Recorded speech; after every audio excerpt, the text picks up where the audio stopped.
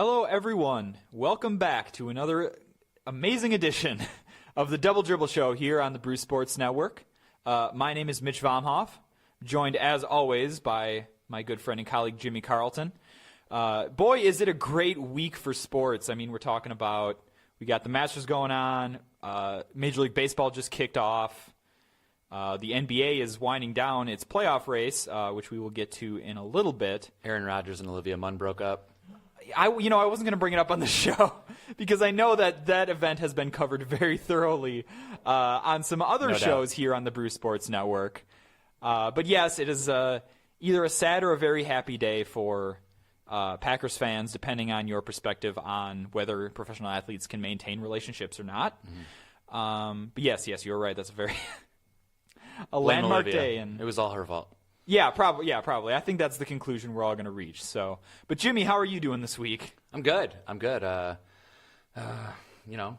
gotten over my Rodgers and Olivia Munn sadness. Ready to talk some hoops. Ready to get into this weekend. I'm going to be in New York. I'm leaving tomorrow morning. All right, big trip. So I might go and do some scouting on the Knicks triangle offense and see how we think Jeff Hornacek's holding up.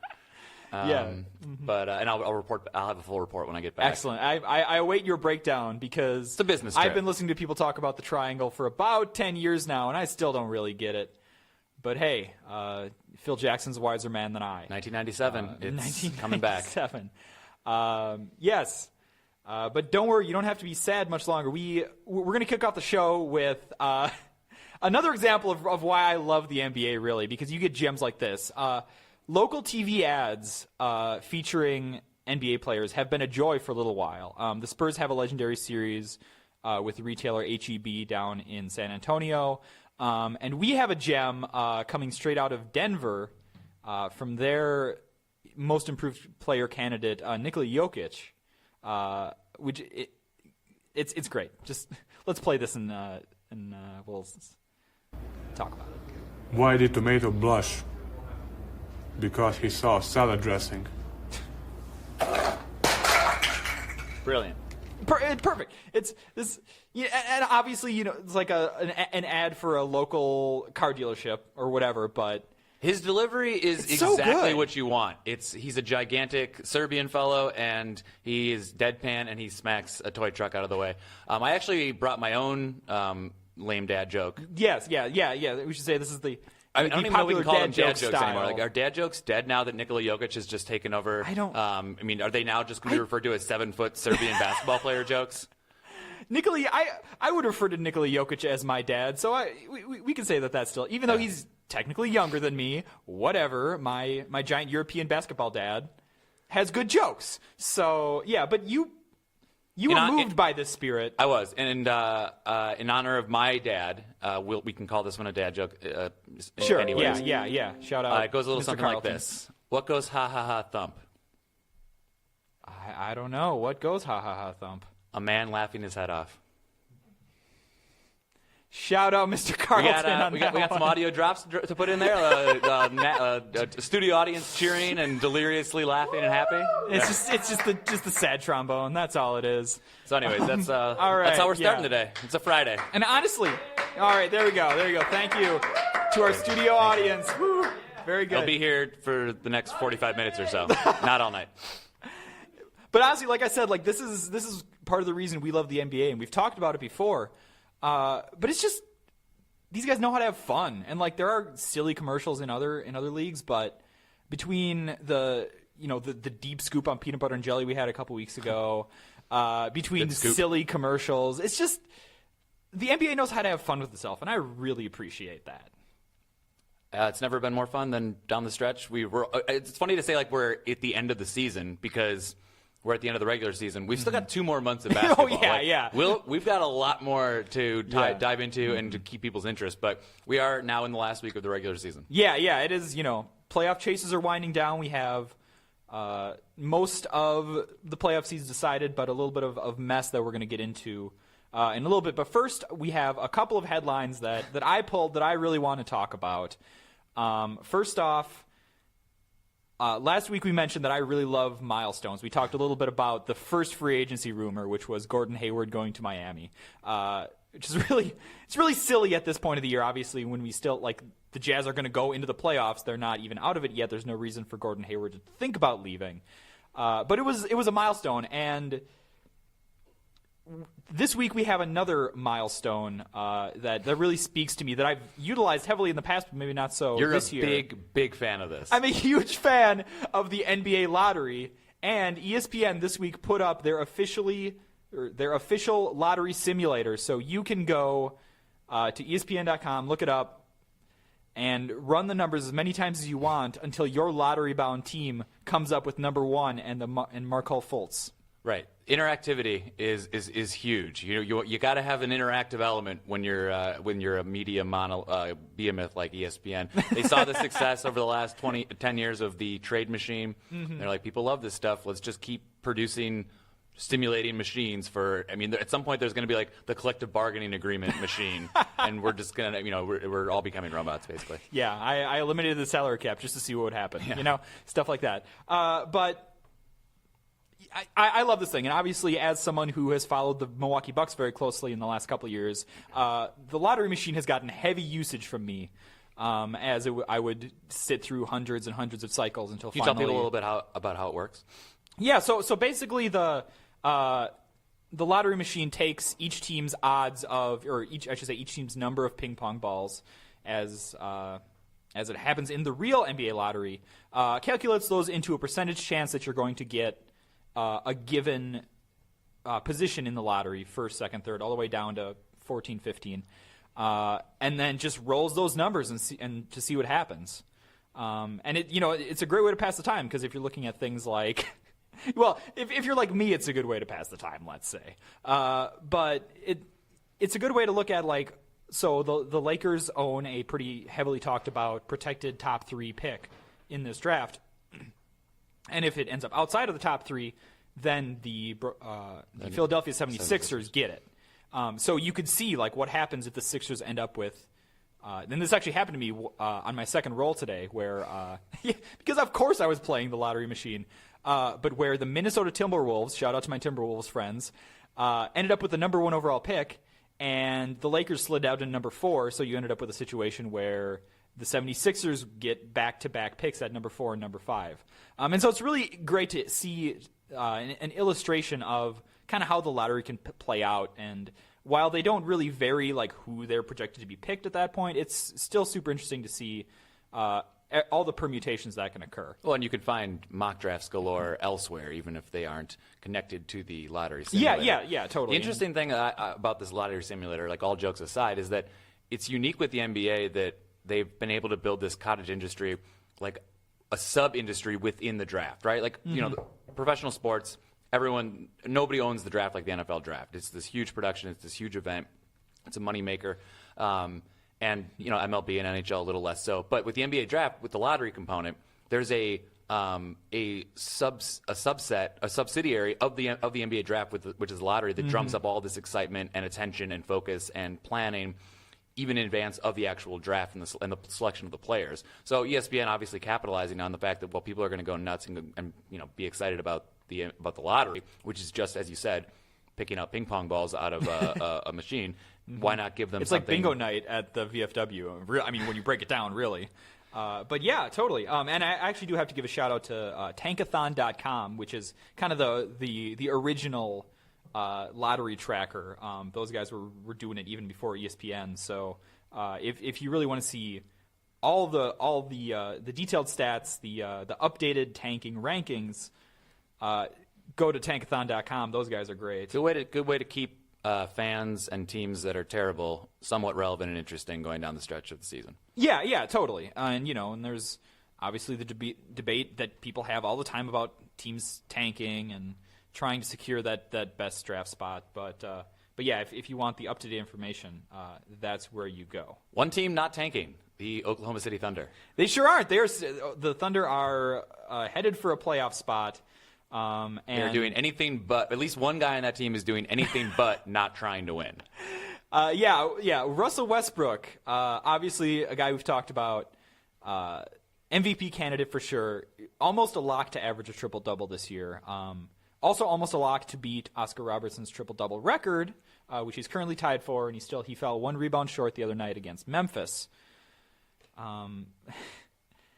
Put this on the coaster. Ooh, oh, yeah. It's coaster delivery. The production team here at Bruce Sports, top notch. Yeah, so there's been like a narrative that's emerged, and I feel like it's just over the last... A couple of videos came out this week of people illustrating a concern that some people have had or a knock that they've had against Russell Westbrook, right? Right, for allegedly padding his own stats. Yeah, and the way this is kind of illustrated in that is that on plays like an opponent's free throw that they've missed, where the bigs for Oklahoma City might box out but not try for a rebound and let Westbrook swoop in and grab that to help him secure the statistics to reach his triple-double. So people that have been listening and watching our show know that I am firmly in the Russell Westbrook MVP frontrunner camp. I don't need to dredge up all those old arguments. I still believe that he has done nothing to change my mind on that. So in that context of this alleged stat padding, and specifically, it comes up. Nobody, lobs accusations of stat padding when he goes for 46 because his team needs every single basket in order to win a game to stay in the playoff race. It's mostly just the rebounding, right? Like they see guys boxing out, and he swoops in, like you said. The counter argument to that is really simple for me because from a basketball perspective and from just a logic perspective, and the Thunder have said this themselves. The best way to transition from defense to offense and the best way to get out and run for a team like the Thunder that likes to get out and play fast is to have the ball already in the point guard's hands off of the defensive rebound. So it's really the best way that they can initiate their offense is to have him already holding the ball. So, sure. And the other aspect of this argument is the fact that people really aren't used to seeing somebody like Russell Westbrook, who's just a superhuman, do what he does. Like, he missed a free throw the other day and got called for a lane violation because he grabbed his own rebound on the follow, and you can't do that. He'd already left he'd already crossed the free throw line after shooting, and it's like, well, Russ, that was pretty incredible, but you're not allowed to do that. Like, people aren't used to seeing not only what he's capable of, but what he is doing because of, like we're going to get into, rest and sort of taking it easy, and you're not going balls to the wall every single game. Russell Westbrook doesn't care about any of that. He plays. I think that the argument that he's stat padding is by people who are against the narrative of him being the MVP, or that just don't think that, I don't know, this notion of him being selfish or whatever. Like it just seems to be sort of misguided and like curmudgeonly to me. Yeah, and I mean the salient point that was kind of brought up that I saw this week was that a lot of big men in the league, a lot of centers, a lot of forwards, kind of pad their rebounding stats in a similar way of like just catching those loose balls off of free throws or whatever. And like it's totally fine for them to pump up their rebound numbers, which matter for them when you're talking about a dominant big man. Part of the measurement is how many rebounds that guy's grabbing and how he's cleaning up. And no one ever brings it up for them. Well, and if the 6'3" guy who everybody knows is gunning for every rebound and every single counting stat because it's clearly important to him and because it's part of this larger conversation, if you can't get it from him, then sorry, he deserves every board that he gets. Yeah. He's not standing there at 9'4", averaging 50 rebounds a game, like just because he can grab the ball off the rim. Like he's earning all the boards.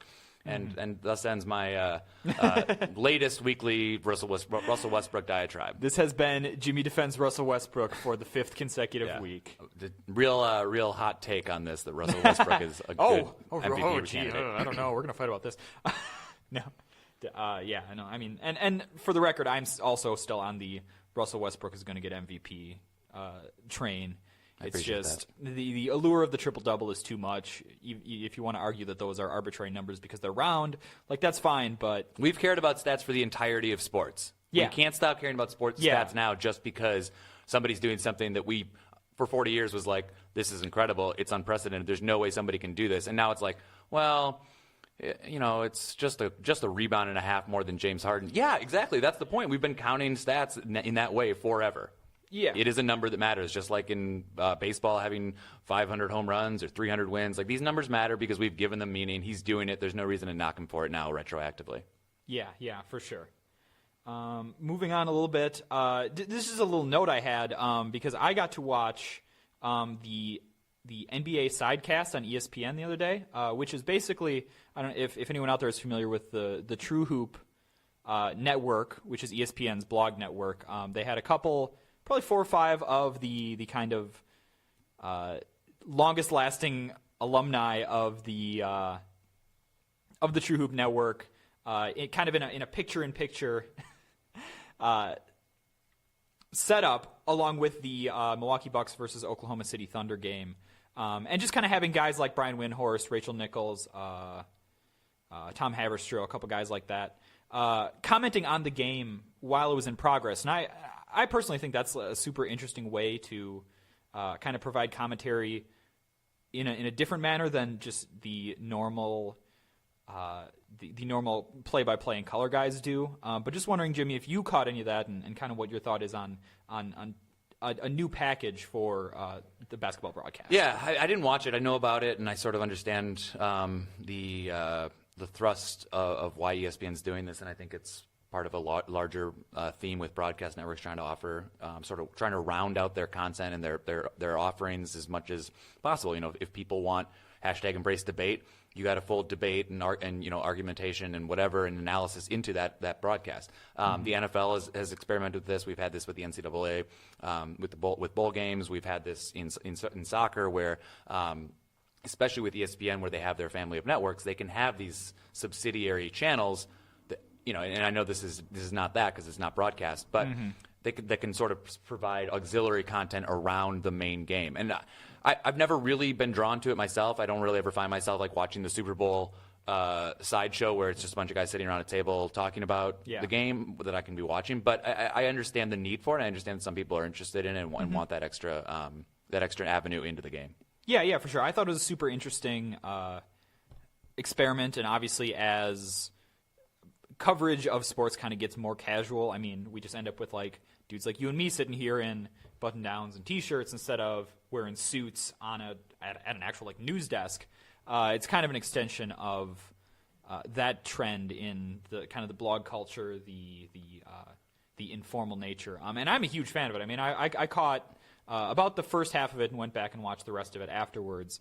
And there's just a way you just kind of get more insight and you get more personality in something where you just have some people hanging out on couches talking, and talking about the game, but not necessarily just relaying the play-by-play to you because you can watch the game. I mean, if you're watching this, you are seeing the game happen, so you can kind of listen to commentary instead of just having someone tell you, Westbrook grabbed a rebound, he's running down the floor.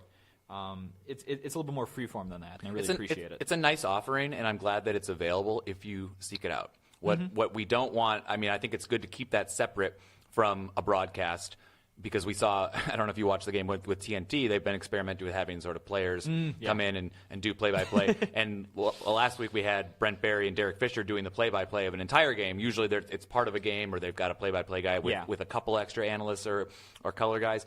And, I mean, I love Brent Barry, but there's a play-by-play guy who's a host who's been doing it for a long time on national television for a reason. Yeah, for sure. So, obviously things best in a moderation, but I would encourage everyone out there, if you like watching basketball and you're interested in kind of seeing it in a different way, maybe seek out the NBA Sidecast. It's available on ESPN. If you have a cable login, you can certainly do it online as well. But I think it's really interesting and something that I want to watch, or I would prefer to watch going forward, honestly. Next up, I just wanted to bring this up a little bit. Obviously, we are reaching the deadline for early declarations for the NBA draft. We've seen a lot of the big names, obviously, already declare. A lot of the top 10 guys from college are already said, no, listen, I'm going to declare. Markelle Fultz, Lonzo Ball, obviously. Even guys, some guys even outside of, I'm just looking at Draft Express's top 100 and their list of early entrants. Yeah, all of Kentucky has already declared. Yeah, everyone who plays for Kentucky is going up for the NBA draft. Who'd have thunk it? But I just wanted to see, Jimmy, if there was any interesting omissions, anybody who's kind of going back to school that surprised you. I know for myself, Bruce Brown, who's a shooting guard out of Miami, kind of projected to go right around the end of the first round, early second. But decided to go back to school for his next year, presumably to improve his stock. kind of caught me off guard a little bit because my general feeling is that if you are in college and you have a good shot to be drafted in the borderline first round, maybe in the second round, my inclination is always just to say, hey, go for it. You can improve your stock in the NBA just as much as you can improve it in college. But was there anybody for you, Jimmy, that kind of caught you off guard? Another freshman guard. Another freshman. He's a center for Duke. Marcus Bolden was the guy that stuck out to me of the guys that have already decided they're returning to school. There's obviously a number of big names, relatively big names out there that are undecided at this point because they're underclassmen and they want to keep their options open. There's, unless you're going to be a lottery pick, there's no harm in just sort of testing the waters, going to the combine, seeing what people think you're going to go. But for me, that guy is Caleb Swanigan, the big man out of Purdue. He, production-wise and ability-wise, has shown he's clearly an NBA player. Perhaps an NBA player from perhaps an outdated or anachronistic NBA player from a different age. A traditional post-up center. Yeah, definitely a very old-fashioned sort of post guy. But he's proven that he can play and be a difference maker. He's best player in the Big Ten. I would be surprised if he doesn't come out as a sophomore. That's sort of like that last. If you know you're good in a potential first rounder. Yeah. I think you lose your luster wears off a little bit if you go back for your junior year and then you're sort of this upperclassman and there's that sort of anathema to NBA scouting. Yeah, that's that's actually kind of where I think we talked about this on one of the shows that I guess that earlier in the week, but that's kind of where the scale tips, because as teams are looking at focusing so much on extreme youth in the prospects that they draft, because they're like, we just need the youngest athletic dude, and we can turn him into an NBA player as he comes through our system.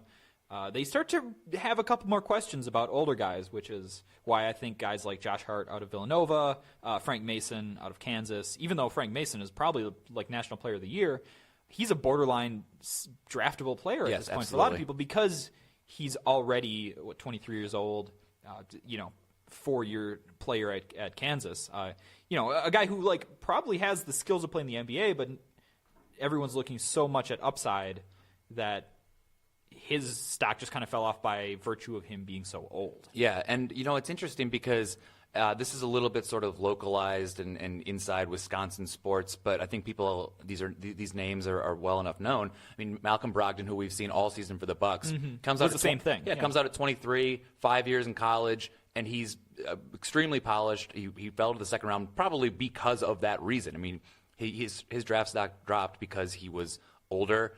There wasn't much upside. There wasn't much that we didn't know about him, and he's been exactly what this Bucks team has needed. Another guy, Wisconsin Badger, Frank Kaminsky, another guy that spent 4 years at Wisconsin, became the Player of the Year, became a first-round pick, and has been a legitimate contributor for the Hornets. He's a good NBA player, borderline starter. I wonder if, like, sort of in the NFL, the way guys like Drew Brees and later on Russell Wilson sort of changed the understanding or the prejudice against short quarterbacks in the NFL and just drafting them was completely a waste of a pick. Those guys have started to change that, and I wonder if that's going to happen in the NBA, especially when you're later end of the first round, where these teams just need somebody who can come in. They don't need him to be a three-year project with a lot of raw skill. They just need somebody that can fill a role and sort of know your place on the team. Yeah, for sure. I mean, kind of in the same way that teams have trended towards taking a lot more risk on European players in the last couple of years. I mean, obviously Giannis Antetokounmpo was the prototype for unknown European dude that we're going to bring over. But then you got guys like Kristaps Porzingis, you got Jokic out of Denver, a ton of European guys that the team suddenly feel like, oh, we were more comfortable taking a shot on that guy. And it's certainly kind of one of those trends that there rises and falls. So I think we might actually see more of a swing towards teams feeling comfortable taking older players when they see guys like Brogdon or Kaminsky come in and make an impact even as an older player. Yeah, it's fascinating to watch the professional sports trends as they play out and sort of see, especially with how intellectual and advanced the front offices have gotten in different sports. I mean, Moneyball in baseball, and then that's already worn off. That was 10, 15 years ago that this was like this brand new approach to evaluating baseball talent, and that's already sort of like gone by the wayside because everybody's doing it. So it's interesting to see how the NBA adapts and ebbs and flows in terms of how they evaluate players and what value they give them, and it'll change for sure within the next few years. Yeah, definitely. I want to move on now a little bit to we'll talk about a couple of kind of end of season headlines, topics. The first one obviously being one that has pretty major playoff implications, that the Cavaliers, with the end of action last night, moved into a 95% chance of securing the number 1 seed in the Eastern Conference, so virtually a lock for them to maintain the number 1 seed. And then we also have the Golden State Warriors, who have locked in a number 1 seed in the West. The question I want to pose to you, Jimmy, is, are we just kind of guaranteed, or are we just on the clear track for another Cleveland-Golden State Finals matchup? I think Cleveland's got a path. I mean, that you can punch their ticket just like always. It was sort of funny for that week or two when Boston had beaten them, and then Boston had moved into the top spot, and there was like all this consternation, and rightfully so. Like as we said last week, I think we both agreed this. Like the Cavs are only a LeBron-led team is only guaranteed to be in the finals. Guaranteed until they aren't. Like at some point that's going to run out, and that era will end. But he's playing so well. He clearly, like especially this week, just decided to flip the switch against Boston and was like, after saying this is a regular season game, I don't really care about it, and then decided to go out and just be the most dominant player in the world. In the West, though, as always, it's going to be a dogfight. I mean, last year the Thunder were up 3-1 on the Warriors. And we almost didn't have the Warriors going back to the finals even after being the best team in NBA history. Like the Spurs are always there. The Spurs, and the thing with the Spurs is like they're cagey enough that like we were laughing about Tyronn Lue last week, saying that he has this secret sauce plan. for fixing the defense. And for the most part, I laugh at that because it's like, no, you just sort of figure it out, and then you retroactively can assign praise, or you can point to that and say, see, I told you. But with the Spurs, because of Pop and just the culture and what they've been doing for 20 years, you assume that they actually, if someone does, they're cagey enough to have a plan or to kick it up a notch and show something in the playoffs that they didn't before. It's hard to see anybody in the West besides those two teams in the finals. But at that point, I think it's a toss-up. And I mean, we got Kevin Durant's going to be coming back. We'll talk about that. But the West is going to be an interesting side, because then you've got Houston, who just plays. They're a matchup nightmare because they play so fast and they shoot so many threes. If they're making their threes, they can probably outshoot the Warriors, which is hard to believe or hard to think about. They've certainly they broke the record for most threes in a season this year. Yes, they did. But in the East, I can't see anybody stopping the Cavs when the Cavs decide that they are going to be playing in the finals. Yeah, I tend to agree. I think we are going to have some interesting playoff matchups in the East. Another thing that we're going to talk about in a minute. But there are definitely going to be good matchups there. But it's just you can't ever bet against the LeBron team. I mean, there's 6 years of history saying the LeBron-led team is going to make it to the finals, and I don't really see a good reason why something would happen or would be different now. Obviously barring some sort of catastrophic injury. But even like when they did it a couple years ago without Kevin Love, and LeBron can put a lot on his back. So I they're starting to get healthy. It's the Cavs. Exactly, it is the Cavs. We do have a actually related question coming up in the questions from Mike, who says on our Facebook, on the Facebook live feed that we are on right now. Question from Mike: do we think that Larry Sanders is going to play a big role in Cleveland during the playoffs, especially now that Tristan Thompson is dealing with a hand injury? Yeah, he's got a thumb injury. I'm going to just basically set you up for this because I know you love talking about Larry Sanders. You know me so well. Larry Sanders went from almost playing the D-League to then having to play for the Cavs because they needed the body. He was out of basketball for 3 years. 2 years now, he's back. Do we think that he's going to make any difference in a playoff series? Do we think the Cavs need him to make a difference? I need to preface this by saying that I love Larry Sanders. This has been documented. If you've followed me on Twitter for any number of years, Larry Sanders was definitely a favorite of mine.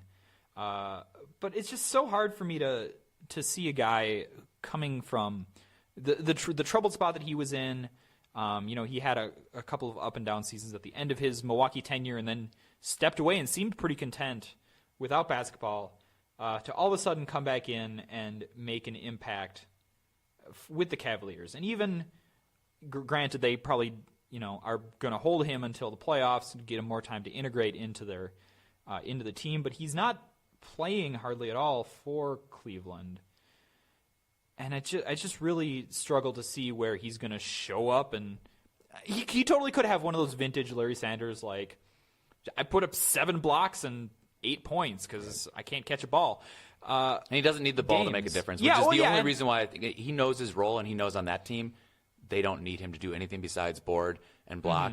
But I agree with you. I just don't think that they barely used Mozgov last year. He's obviously a very different defensive player. I don't think they need him to have a big role, and he's as much as I love Larry Sanders, and this isn't a commentary on his psyche or his anxiety, the things that let him out of basketball. But he is a liability. He doesn't always, he's liable to get ejected any game. And in the playoffs, I think there's just less margin for error. If you don't know the playbook, if you don't know your role, you don't know your defensive responsibility, whatever it is, there's just more liability there. Yeah. It's going to be tough. And I'm not going to rule out a dominant performance like he once had, but it's just real tough to see with the complications that we outlined.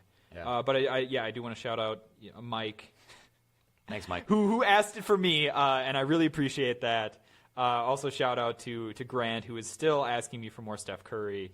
Aaron and Baxter hanging out in the comments. Really appreciate having you guys here.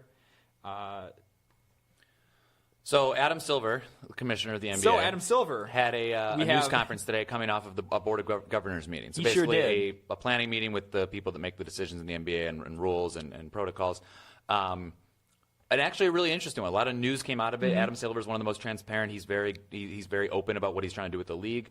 I know you have thoughts about one area in particular that he has been addressing. We've talked about this a little bit in the past, but now with a little bit more information. I have. To rest or not to rest? To rest or not, and this is a topic that has been legislate it. This is a topic that has received much discussion over the last couple of weeks. I know in our pre-show when I stopped on the happy hour the other day, we were talking about this a little bit in terms of whether or not teams should rest their stars, when they should rest their stars, if any sort of mandate should be made about when they rest their stars.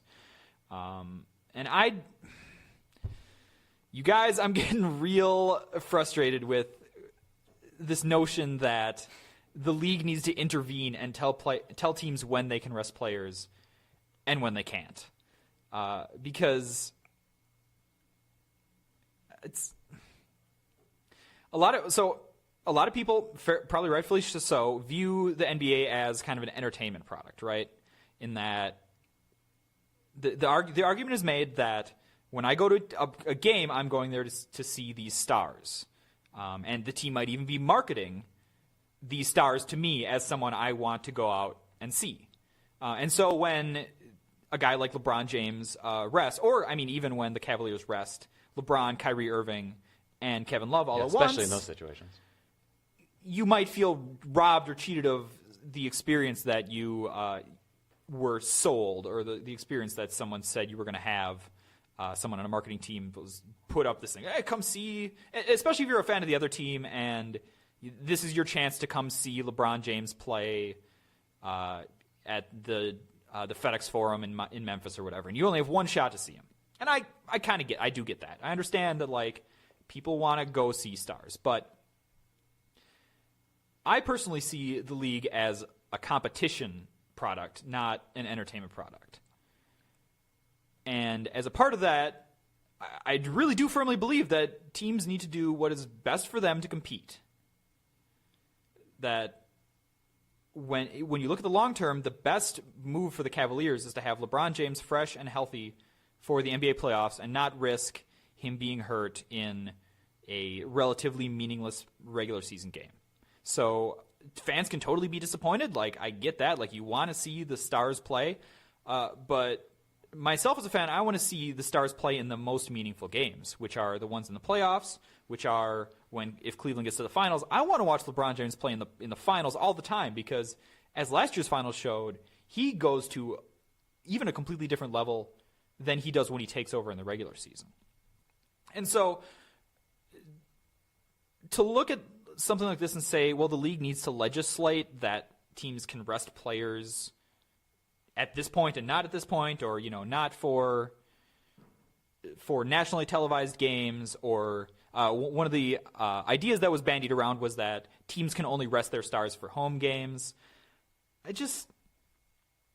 For me, it takes away from the competitive or the strategic experience that each teams should have the individual responsibility and strategic planning that teams should set their strategies, like what they want, what they believe is the best chance for them to succeed at the highest level and achieve their goal, which is obviously a championship.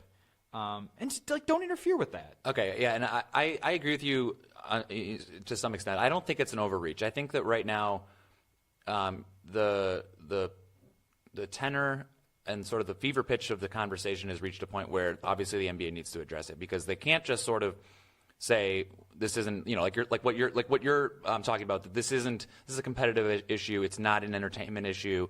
If the Cavs want to do what's best in their self-interest, then they should be allowed to do that. They're their own entity within this league. Greg Popovich has come out and said, I'm in the business of winning games, and there's science behind doing this thing.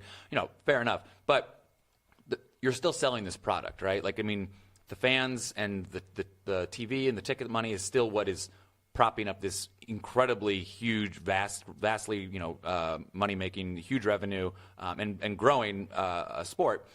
I don't think that you can ignore it, and I think what Silver's done a good job of is addressing it and sort of trying to find a compromise, because there has to be some kind of give, because fans are mad, and you don't want to get to the point where you seem so arrogant and above the opinions of fans that you just let the teams do whatever they want, because teams care about their fans, but teams don't really care about this conversation because they don't have to, because the commissioner, there's no rules. They're playing within the rules. Now, what? I think to really understand this, we have to have this. There has to be some sort of divide drawn between the part. So teams kind of have two goals, right? So there's the competitive part of the team that is like, we are here to do our best at basketball, and there's also a component of a team that is, we are marketing this game to our fans, and it also works, at the league level too. Of like, the league is trying to produce the most competitive product it can, and also pitch it to fans. And I totally get that. But I think asking the competitive part of the league to serve the marketing part of the league, for me, kind of, you're starting to risk lessening the competitive part of the league to serve the marketing arm. Without the marketing arm, that competitive arm doesn't really matter. You're not playing to sold-out stadiums and having these multi-billion-dollar TV deals, and the players aren't making, role players aren't making $15 million a year. I think the league is growing, and the league is extremely profitable. The league has done a lot of things right, and the things that bother me, because I agree that you shouldn't step in so much that you say LeBron can never rest. At that point, we're just going to have – it's going to be like the NFL. It's going to be like the Patriots in the NFL, where we're going to have these non-injuries and these phantom injuries and guys getting shut down with, like, a broken toe, that, whatever. But I do think that there needs to be an understanding that fans should have a say in this league. Like, fans are paying money. Fans are contributing to the growth and the success of this league. And I don't want to be fed – if I'm complaining as a Bucks fan that – Sure. I didn't get to see LeBron when he came to Milwaukee. I don't want to hear in response, well, this is going to extend LeBron's career 5 years. I don't really care. I came and I paid for my ticket, and maybe I brought my family for that one game. I want that experience. And is that selfish and is sometimes unrealistic? Sure. But there should be protocols in place that ensure that it's not automatically all the time. Fans have to wonder, am I going to see this NBA team with its NBA players tonight, or is it a total risk for $80 a night? Yeah, and I think we'll get to a point where if this actually bears out to be. Here's my other thing, is that I don't necessarily believe that this is a lot more than just some people being mad online. I would be interested to see if sort of how customer service works, though. That's true, but I would be interested to see if actual ticket revenue or revenue from stadiums begins to get affected by that. Because the most effective way to voice your concern with any product is to affect its bottom line. And this is overall consumer advice for you, the viewer at home. But yeah, no, but I think if you're mad about it and you really want the league to pay attention and take action, don't buy tickets to a game where LeBron is resting or or only buy tickets Right. to games that you know. And yeah, you're gonna have to do a little bit more work in like actually maybe paying attention to it instead of just looking at the marketing message that a team puts out and says, "Hey, come see the Cavaliers and LeBron take on your Milwaukee Bucks or your Memphis Grizzlies or whatever." Like you're gonna have to do a little bit more research, but if you're a tuned-in fan, it's pretty easy to tell. Like, and even a day or two before, it's pretty easy to tell that these players are probably not going to be playing. And then don't go to the game and tell them, "Hey, I'm not going to put out money for this." Yeah, the league is extremely profitable. It's growing. It's doing a lot of things right. I think one aspect of marketing that isn't just transactional about whether is this affecting our bottom line. Obviously, it's making as much money as it ever has. Their bottom line is not being affected by these people who are upset or this feeling. Is that you don't do things that are consumer and customer unfriendly. And I think to just ignore that the people have these feelings, a lot of people do, and that even beyond people complaining or tweeting about it or emailing or whatever, just voicing their opinion, it's a problem. If LeBron, Kyrie, and Kevin Love are all healthy and are all sitting out, and you have a product that is putting out that is extremely superstar driven and is ostensibly to entertain and to play basketball, people on a basketball court, if those guys aren't doing it and they're able to, that's a problem. Yeah, I mean, it definitely depends on the perspective of the person. Like, I'm obviously fine with it because I'm more interested in the bigger picture of an NBA playoff race than maybe in an individual game. So, but I'm also not out here buying tickets more than a couple of days before a game because I want to know like what the clearest picture of what's going on is. So, yeah, I can understand the typical fan argument. I just really would be upset. Yeah, I'm not smarter than anyone else. Like, don't. I'm just kidding. Yeah. But one thing Adam Silver did say that they are trying to do is eliminate the 4 games in 5 nights. Players have a huge problem with that. Yeah, that's something they can do they are with extending the season by another week. Asking dates, stadiums to have more open dates. Yeah, and they're for working sure. on limiting and reducing the number of back-to-backs. Those are the areas where players have voiced frustration in the past with just being too exhausted. Yeah, definitely. Quick question coming in here from David in the comments who asks if the NBA put some sort of rule. He calls it a dumb rule. I'm not going to put a positive or negative on it. But David says if the NBA did put some dumb rule in place, do you think players, teams, coaches, etc. would revolt? And would I support them if they did? I don't think they would revolt. I do think they would think of creative ways, as you mentioned, to get around it. I mean, at this point in the season, plenty of guys have nagging injuries that you could very easily say, "Oh, he's out with a hamstring or a knee or a turf toe or a lower body injury." If you want to talk about like hockey designations, it would be easy enough to point to any ailment that a player has and say, "Oh, well, he has to rest. Sorry, he's obviously hurting, like he's not at 100%.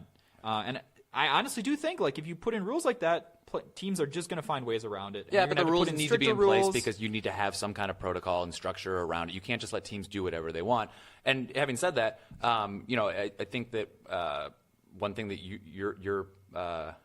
you've been concerned about is just how much the reach is, like how much control they are taking. And you don't want to have a situation where you've got specifically my concern. Where you've got like a big brother who's the league, which really shouldn't be involved in the individual day-to-day business of each organization, each franchise within the league, basically telling and mandating what the teams do. Dennis Rodman had some thoughts about rest. Dennis Rodman did. I love it when guys like Dennis Rodman and Ron back up Artest to the surface. Just kind of have comments about the game today. It's not like the game that they played. It's not like their days. It's so much more rough and so much harder when they were playing. But yeah, I just thought this was the cycle of dunking, and not literal dunking, this kind of metaphorical dunking on guys really escalated this week in a way I appreciate, where there's obviously the talk about LeBron James, and anytime anyone talks about LeBron James, they're going to compare him to Michael Jordan because that's just the comparison you make these days. But Rodman came out and said, "Oh, Michael Jordan never took games off. He played all the time," ignoring the whole year he took off because of 2 years he took off at 30. But Dennis Rodman needed to come out and say something and said, "Hey, Jordan never would take games off." And my favorite development of the year was Steve Kerr then coming out and saying, Well, I don't really know where Rodman has space to talk. He took 15 games off every year because he was getting suspended. Yeah. And then even going WWE Raw and yeah, he was too busy trying to win the tag team championships over in WCW or something. Charles Oakley called him out for his wedding dress. And Again, then the Oakley, NBA is fun. Because Charles Oakley is a national treasure, he had to come out and take his shot at Rodman too, and I really appreciate that.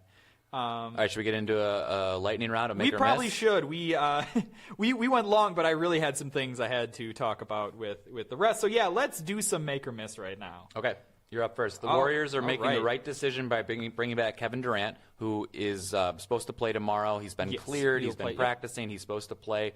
The Warriors have a few more games before they're in the playoffs. They've obviously already locked up the conference's top seed. Mm-hmm. Are they making the right decision by bringing him back? Why? I'm going to give that a make because, I mean, obviously they don't have much to play for in these last couple of games, but I think it is crucial for them to get Kevin Durant integrated back into the flow of their offense, into their team, and you really don't want to risk that in a first-round matchup, even though there's not a huge threat from any of the teams who might end up at the 8th seed in the West. I think you might as well get him some run in these meaningless games at the end of the season.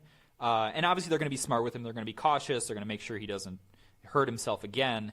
But yeah, just to get him back into the flow of the game so he's ready to go when the postseason begins. My only concern on that is with last year with Steph Curry, who had he had sort of a lingering injury throughout the first couple rounds of the playoffs, and it was unclear if he had just taken a little bit more rest, maybe it would have been 100% clear rather than coming back at 85, 90. But yeah, it's not like Kevin Durant needs the reps. I mean, you're right. He's going to come back and still be a good basketball player whenever totally. he comes back. I always tend to defer to teams' medical staff on these. Obviously, if the medical staff felt like Kevin Durant was in need of more rest, they would say, no, man, just chill out. We'll bring you back in the first round. It'll be fine. But they are also much smarter medical men than I am, so I'm going to let that to them. Your turn, Jimmy. Speaking of the Warriors, are they a better team without Kevin Durant? They scuffled a little bit when he went out, but quickly regained their momentum. And there's some arguments that Steph Curry should remain as the team's primary offensive option. Is the return of Kevin Durant going to disrupt that momentum that they have? Yeah. Well, I'm gonna. How do I parse through that? I'm gonna miss that they're a better team with Durant. But I think with him, I think without him, it's a miss that they're better with him. So they're better without him. So it's a make that they're better. Wait.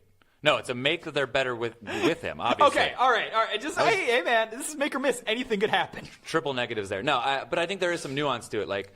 They lost 5 of their first 7 when he went out. You and I talked about this, why are Clay and Steph missing shots? Well, they've been used to the second best player in the league creating open shots for them, and the spacing's off and just the flow of the offense. Then they won 13 in a row and looked like the team that won 73 games last year. I don't think that. I mean, you're especially going to the playoffs when you need all of the firepower, all of the superstars you can get. They're obviously not better without Kevin Durant. But I do think there's something to be said for this team, the way it's constructed, the identity, the flow of this team. When Steph Curry is attacking, when Steph Curry is sort of the hard charging playmaker, rather than ceding to Kevin Durant, I think they're a better offense. I think they're a more efficient offense. That doesn't mean that Kevin Durant's going to sit in the corner, and just take spot up shots. But I do think that there's something to be said for Steph Curry rediscovering, I'm the reason this team has been the best team in the NBA for the last 3 years. I don't think Durant's going to come back and disrupt their momentum. If there's one thing the Warriors are good at, it's incorporating a bunch of stars, and they've kind of showed that over the last couple of years. Silicon Valley culture. Okay, so sort of a similar situation. Dwayne Wade for the Bulls is coming back. Well, I mean, you could say it's similar, I guess. Yeah, except for a much more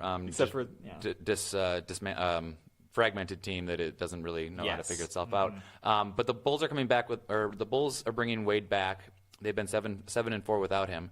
Are they going to be better with Dwayne Wade? I mean, I haven't been able to get a read on anything the Bulls have done at all this year because Rajon Rondo all of a sudden became, Rajon Rondo. No, totally. He's good again. It became good again, and I'm generally going to say that the Bulls they have a better chance to be good with Dwayne Wade because I would not trust the Rajon Rondo hot streak to carry over. Jimmy Butler's been playing really good. Jimmy Butler has been playing really good, and I do trust Jimmy Butler. The G is Jimmy G buckets. The G is forgets. I love Jimmy Butler, but even old Dwayne Wade, kind of unfortunately stepped slower, kind of broken down Dwayne Wade. He's the guy that they need for the playoffs if they are going to make and then make some noise in the playoffs. Wade is the guy, I think, who is going to organize that team, at least on the court, in a way that kind of no one else in their roster can. I mean, Rondo has never really been a super team player. There's been a lot of difficulty with him and his teammates and his coaches, and Jimmy Butler has not shown a lot of willingness to take on the leadership mantle either.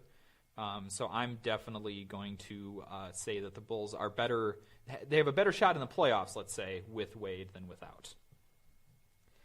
Next up for you, Jimmy, another thing that kind of came out of the commissioners' conference today is that Charlotte, North Carolina, after proposing an amendment to their controversial quote-unquote bathroom bill, is back on the docket for a 2019 All-Star game.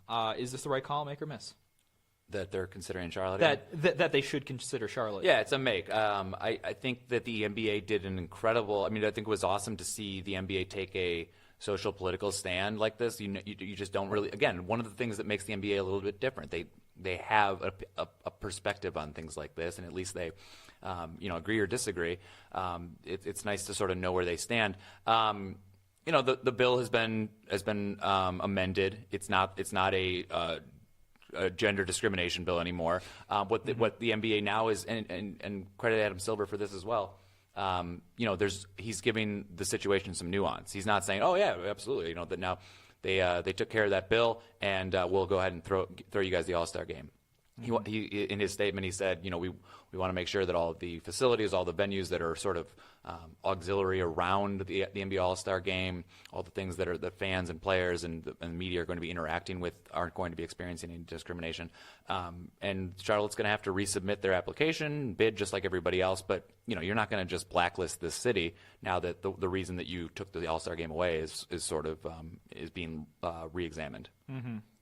All right. Yeah, that makes sense. One of your favorites, Lonzo Ball. He made him and his dad still in the news. Today. We're not going to talk about. Well, we sort of are. I don't have the stomach to talk about LeVar Ball anymore. Make or miss him hiring an agent instead of using his dad. I mean, this is make or miss. This is such an obvious slam dunk. If you've seen anything LeVar Ball has said in the last couple of weeks, can you imagine him negotiating against an actual NBA team? I want $1 billion. He wants $1 billion. And actually, I don't know, Nike might give that family a really interesting shoe deal. We'll have more on that as it evolves. But yeah, no, I mean, in any sport, when we've seen players try to act as their own agents or try to have like friends or family members act as agents, it just never goes well. Usually, it's not. Hire a guy. Hire Jeff Schwartz if you want to be on the Bucks or work with Jason Kidd. Hire me. I took a stats class. I don't even need 10%. Give me 5%. I'll be your agent. Macroeconomics. I took an economics class in college. So that's definitely a make for me. Come back to you, Jimmy. We've seen a roller coaster Milwaukee team. The Milwaukee Bucks had the best record in the East in March. Shout out to Milwaukee and Milwaukee Home, which, by the way, one of my favorite clothing brands based out of Milwaukee. They're just quality in every way possible. But the Bucks have also, because my motto is never trust them, lost 3 in a row. Still haven't locked up their playoff spot. Could slide anywhere from 5 all the way down to 8, depending on tiebreakers. Oh, and they're not even in, right? They are not officially in. They could slide all the way out, even though there's a relatively low chance of that. But make or miss, is this the same old inconsistent Bucks that we've seen for years and years now? I'm going to say it's a make because we just like you. We are scarred. We know what to expect, and now we've seen it happening again. We don't know how to love anymore. Now this season we won't dredge up Jabari, Chris Middleton, all the storylines that go into it. Obviously, it's an unconventional season. But they had the best record in the East in March. They played sparkling, beautiful basketball. They lost 3 in a row in April, and they're not just that they've lost 3 in a row because you can lose, you can have a losing streak. They've lost the last 2 games. We'll get rid of the Thunder game or the Pacers game on Thursday. They needed to win that game. That was a playoff game 6-7 type of. There was that kind of weight to that game. And if you can't win those games, then you really aren't consistently, predictably a good team. And so it'll be interesting. They've got the 76ers, then they've got Charlotte. Both of those teams are kind of trying to lose right now. 76ers definitely are. And then they've got Boston, who might be resting. They're probably, they're almost certainly still in, but they are definitely not, they're not going in the way that they were looking a week ago. For sure. Okay, well, real quick on the Bucks follow-up. There was a Ringer article today. Chris Middleton is secretly one of the best players in the NBA. Do you make or miss on that? And specifically on the best players in the NBA. We love him in Milwaukee, but best players in the NBA? It's undeniable that Chris Middleton is a very valuable player in the NBA, and I have to say my words carefully because there is a whole contingent of people on Twitter who are going to come after me. I think Chris Middleton has the potential to be one of the, let's say, top 20 players in the NBA. And last year he showed a lot of that. Even this year coming back, he's still shooting almost 42% from three, playing very good defense, and being kind of that all-around wing that the Bucks need. I don't think he's quite at the – he's definitely secretly, he's been low-key for his entire career and has really been under the radar. But he's not quite to that best players in the NBA moniker. I think, he can obviously get there. He's still relatively young, with 25 years old, 26 So you're maybe. making and missing this one. I'm hedging. I'm going to say more miss than make. That one's like rolling. That one's like spinning around the hoop, and exactly. we don't know whether it's doing the old toilet bowl thing. Yeah, and we're cutting away before we find out whether it's in. It's a miss right in. now with potential to be a make next year. So ask me in 12 months. Great. And our final make or miss. Much was made about the New Orleans Pelicans acquiring DeMarcus Cousins, but they are officially out of the playoffs for this year, even though that move seemed to be an all-in push for the playoffs. Make or miss, Jimmy. Are they going to be able to turn it around next year, or are they going to have to blow it up? I'm going to say miss. They haven't looked good at all. They've had enough time now. They've had a month and a half to sort of figure out what they want to do. It's not like a brand new. They have two of the best best big men in the league. Mm-hmm. It's not like they have to find all these disparate parts and figure out how they work. It's like no, give it to those guys. And those guys haven't been as good together as we thought they were going to be. So I'm going to miss it. It's also kind of funny if they aren't good next year after making this big deal and having two of the best players in the NBA on the team. It's. I mean, New Orleans has been a factory of sadness for. Sadness. Cleveland. They're gonna steal your factory of sad. Yeah, Bourbon Street of sadness. They're gonna steal Cleveland's. What are you watching this weekend? I know you got some games. I'm going to be in New York, probably traveling most of the time, but you're going to be watching a few games, I think. As has been established, I really love watching potential playoff matchups. So I'm keeping an eye on the Heat at Raptors tonight, actually. Tune into that, but that could be really interesting if Miami does creep up into that 6-7 spot. They could be a matchup for the Raptors that I'm super intrigued with because Miami this year has been low key one of the great stories in the Eastern Conference. Also, I'm a golf guy, so the Masters is going on right now. Shout out to my guy Charlie Hoffman, Sergio Garcia, staying at the top of the leaderboard. Even if you're not a golf fan, just check out the Masters for a little bit. It's the Super Bowl of golf, basically, and it's worth at least paying attention to it. I'm not going to win people over to golf because, listen, I know the score, but it's something that's really close to my heart. And Sunday at the Masters, I think, is one of the great events in sports. Anything for you, Jimmy? I know you are going to be traveling, but you can probably catch a game or two. Yeah, I'll probably be watching Clippers Spurs tomorrow. I want to see if the Clippers flaming dumpster continues to be lit on fire. And I actually don't have any more Nikola Jokic dad jokes. No, so you use. I mean, had one. You started off with a burner, so I can totally understand that. That's probably good though. I think people are done with those jokes. That's fair. You have to use them in moderation. Well, that is going to be it for the Double Dribble show today. Thank you, everyone, so very much for watching. You can always check out all the great shows on the Bruce Sports Network. At Bruce Sports on Facebook, at Bruce Sports Net on Twitter. I believe we have BruceSportsNet.com. Producer Baxter's telling me, yes, we do, in fact. You can catch all of our great shows live and recorded there. And you can definitely catch the Double Dribble next week at 5 p.m. Central right here on the Bruce Sports Net.